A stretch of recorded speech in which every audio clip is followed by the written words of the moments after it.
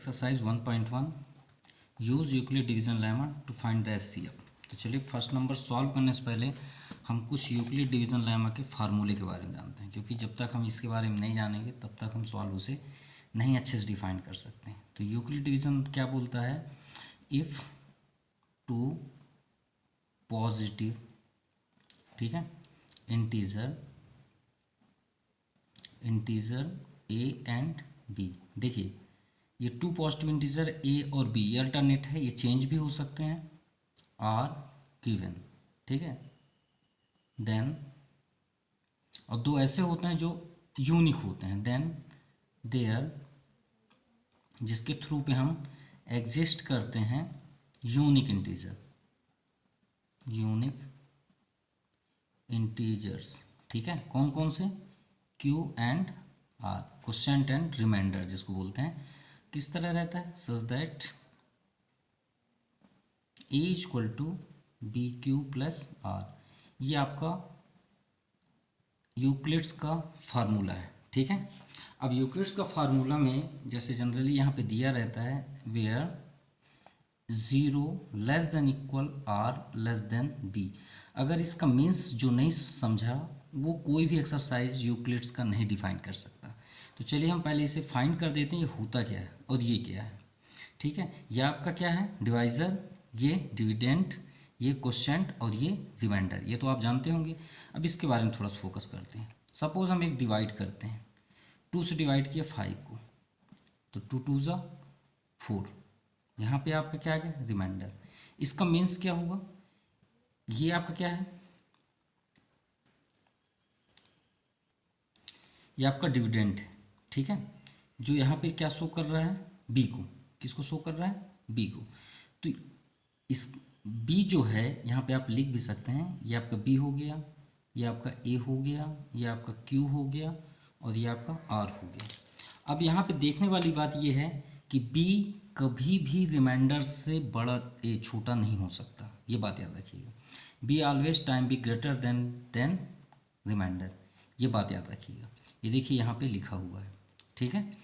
और रिमाइंडर जो है वो 0 भी हो सकता है, इक्वल भी हो सकता है और 0 से बड़ा भी हो सकता है, ठीक है। यही चीज़ यहाँ पे शो है, यहीं से आपका क्लियर हो गया, ठीक है। लेकिन बी और क्यू इक्वल हो सकते हैं, तो बी और क्यू का हमारा यहाँ पे रिलेशन उतना खास नहीं है, इसे ध्यान दें। मतलब जिससे हम डिवाइड करते हैं उससे रिमाइंडर कभी भी बड़ा नहीं हो सकता, ये आपको सभी को मालूम होगा, ठीक है। इसका मीन्स ये हुआ कि B always time B greater than R, जो कि ये देखिए गौर से, ये आपका कंपेयर कर रहा है इससे। और रिमाइंडर क्या है? हमेशा 0 से बड़ा ही होगा या तो फिर 0 ही होगा। तो शायद आपको सभी को समझ में आ गई होगी ये बातें, क्लियर। अब बात करते हैं कुछ एचसीएफ के टॉपिक्स के बारे में, ठीक है। एचसीएफ कैसे डिफाइन करना है यूक्लिड्स के अकॉर्डिंग, वो हम थोड़ा सा बात करते हैं। सपोज हमने यहाँ पे नोट किया 15 और 250 सपोज, ठीक है, हमने एक लेट किया नंबर। अब इससे डिवाइड करना है, एचसीएफ फाइंड आउट करना है यूक्लिड्स के थ्योरम के अकॉर्डिंग। तो फर्स्टली हमको ये देखना है कि इसमें आपका ग्रेटेस्ट नंबर कौन सा है, वो है 250। तो सबसे पहले हम तो यहाँ पे ये शो करेंगे कि 250 जो है 15 से डिविजिबल है, ठीक है। आपको डिवाइड करके बताना, क्योंकि डिवीज़न के अकॉर्डिंग करना। तो 15 को हमको यहाँ पे डिवाइड करना है 250 से, ठीक है। मतलब 250 को डिवाइड करना है किससे? 15 से। अब 15 को जब आप डिवाइड करेंगे तो 15 15 2 30, तो आप यहाँ पे 1 यूज नहीं करेंगे, ठीक है। आपके पास केवल एक ही टर्म है, यू हैव ओनली 1 टर्म्स, मतलब आपके पास दूसरा चांस नहीं है। यानी आपको अगर प्रॉब्लम है मैं नहीं कर पा रहा हूँ एक बार में, तो आप 15 का रियलिटी जो आप डिवाइड जानते हैं उसे आप कर लीजिए। जैसे हमने यहाँ पे 15 1 किया तो आपका रिमाइंडर यहाँ पे देखिए 10 आ गया। अब 0 आप डाउन कर लीजिए, ठीक है। अब 15 6 आपका क्या हो गया? 90, ठीक है। अब यहाँ पे रिमाइंडर कितना है? 10। तो देखिए हम जब इसको डिवाइड किया तो कितने टर्म्स में जा रहा है? 16। तो आप यहाँ पे डायरेक्ट एक ही बार आपके पास टर्म्स है, ये बात याद रखिएगा। 15 और 60 मतलब 15 16 जब सिर्फ एक ही बार आपके पास मौका है, आप दोबारा आपके पास चांस नहीं है, ये भी बात आप याद रखिएगा। आप एकदम रिमाइंड करके रखिए, ठीक है। अब जब इसमें मल्टीप्लाई करते हैं तो आपका 15 6 जा 90, 9 रिमाइंडर, 15 1 जा 15, 15 9 24। आप चेक कर सकते हैं आंसर वही आएगा, ये 10 आ गया। ठीक है, मतलब यहाँ पे आपको वो चीज़ें मालूम हो गई जो आप गलती कर सकते हैं। आपके पास सिर्फ एक ही टर्म रहेगा, ये बात याद रखिएगा। अब दूसरी बात देखिए, हमने अभी क्या बात किया था कि ये जो बी है, ये देखिए गौर से करिए, ये बी रिमाइंडर से हमेशा बड़ा ही होगा, यानी अब डिवाइड नेक्स्ट किसकी होगी, इन दोनों की होगी, इन दोनों की। अब इन दोनों में आपका ग्रेटेस्ट नंबर कौन सा है, 15, तो 10 को 15 से डिवाइड कर दो, ये आपका 15 अंदर आ जाएगा। और फिर आप सपोज हम मान लीजिए इसी का हम एचसीएफ कर रहे हैं, ठीक है। अब 10 का 15 में डिवाइड करेंगे तो डिवाइड ये आपका 10 बन जाए। अब देखिए यहाँ पे क्या है 5, मतलब आपको तब तक करना है जब तक कि 0 ना आ जाए। अब हमने जैसा इसका बी के साथ कंपेयर किया रिमाइंडर को, अब इस बार इस बी का डिवाइज़र का फिर रिमाइंडर से करेंगे। अब इन दोनों में देखिए ग्रेटेस्ट कौन सा, यही होगा, तो आप इसको यहाँ पे ले आइए, 10 को, ये देखिए आ गया। अब 5 2 जा 10। अब देखिए कैंसिल किसने किया, ये इंपॉर्टेंट करता है, ये इंपॉर्टेंट नहीं करता डिवाइड किसका हो रहा है। कैंसिल किसने किया, कैंसिल किसने किया, 5 ने। किसने किया, 5 ने। तो ये आप 5 जो है वो किंग ऑफ एचसीएफ हुआ, मतलब अपने लैंग्वेज में एक बोला जाए कि 15 और 250 का किंग कौन हुआ, मतलब एचसीएफ कौन हुआ, एचसीएफ आपका 5 हुआ। ये आपका आ गया एचसीएफ 5, लेकिन इसके लिखने का जो रूल्स है वो थोड़ा डिफरेंट है। चलिए उसके बारे में हम देखते हैं। फर्स्ट नंबर क्वेश्चन 135, देख लीजिएगा एक्सरसाइज 1.1 का फर्स्ट 135 एंड 225। तो हमने सबसे फर्स्ट क्या बताया कि सबसे पहले आपको ये चेक करना है सेंस कि इन दोनों में ग्रेटेस्ट कौन सा है, तभी तो हम डिवाइड के लिए रेडी कर पाएंगे। ये आप हमारा चेक हो गया कि 225 इससे ग्रेटेस्ट है। तो मीन्स इसका मीन्स हुआ ये रफ वर्क है, कोई भी आप इसका यूज़ बिल्कुल ना करें, अदरवाइज़ आपका मार्क्स एग्ज़ाम में कैंसिल होगा, ये रफ वर्क में है, ठीक है। अब इसे हम सॉल्व करते हैं। तो सॉल्व करने से पहले हमें यहाँ पे लिखना पड़ेगा अप्लाइंग यूक्लिड्स डिवीज़न लेमा, ठीक है। टू गेट कर सकते हैं, ठीक है, किसके अकॉर्डिंग कर सकते हैं, टू 135 एंड 225, ठीक है। हम इसमें अप्लाई कर रहे हैं।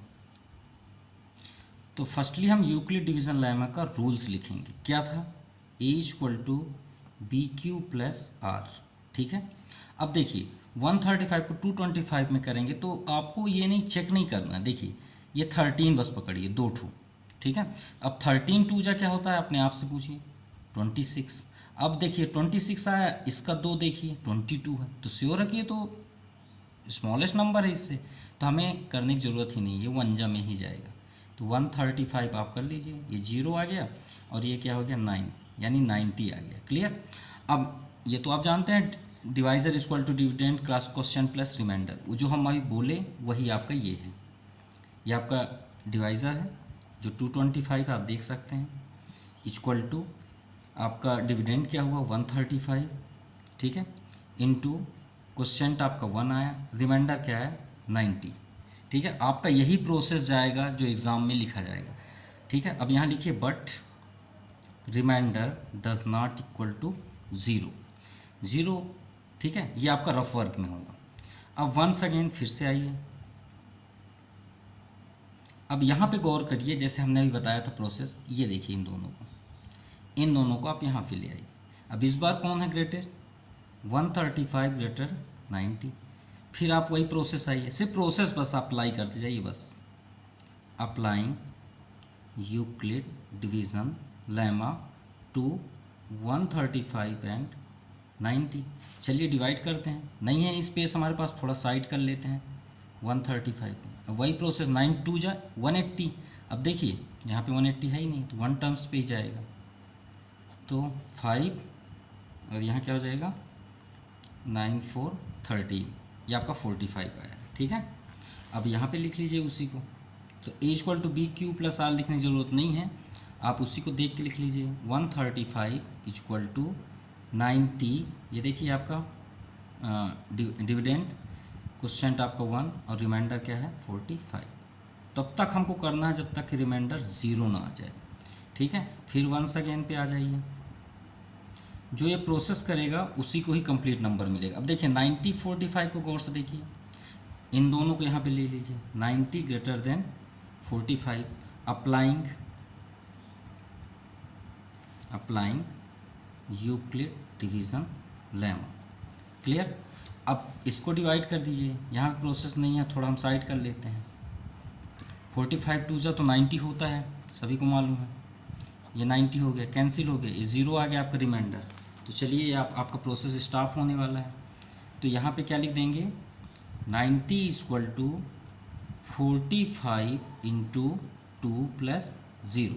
ये देखिए 0 आ गया, हियर रिमाइंडर इक्वल टू 0। अब वही बात आ गई, किंग किसने डिविजिबल किया, 45, तो जो डिवाइड किया वही एचसीएफ कहलाता है। तो आप क्या करेंगे यहाँ पे, दिस प्रोसेस स्टॉप्स।